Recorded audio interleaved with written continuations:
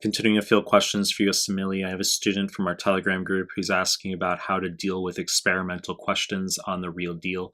So for steps 1 and 2, what do you need to know about experimental questions? How do they impact your prep? Is there anything you need to know, any tips, etc.? Okay, experimental questions.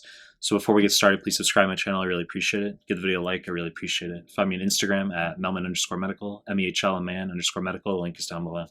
Find me on Telegram. Recently created a Telegram group and channel. Links are down below. Now I'll start the clip. So students asking about experimental questions. What do you need to know? How does it impact your prep? Are there any tips?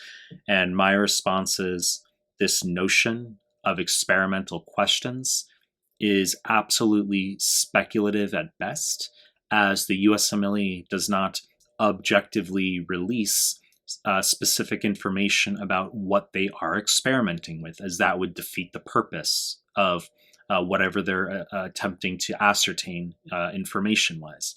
So once again, this notion of students will get a question that's very, maybe highly molecular and they lab experiment based, and they're like, oh, that question's weird, that must be experimental. Or you get questions that are highly clinical. For instance, decelerations, early variable late decels, very high yield for 2CK obs and gyne. Sometimes the decels can show up on the step 1. Students like, oh, that's very clinical. That must not count. That must be experimental. Once again, it's speculative at best.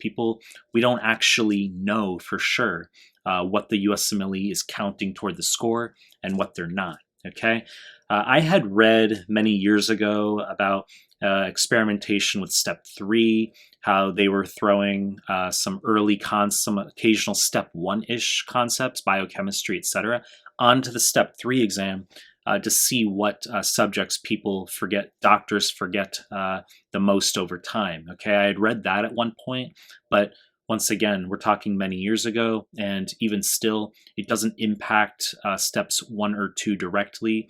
And experimental questions, I mean, since they're not counted, why would that affect your study, right?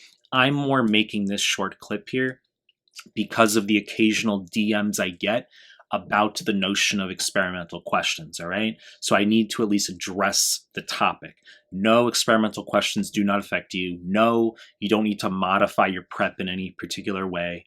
They clearly won't count toward your score anyway.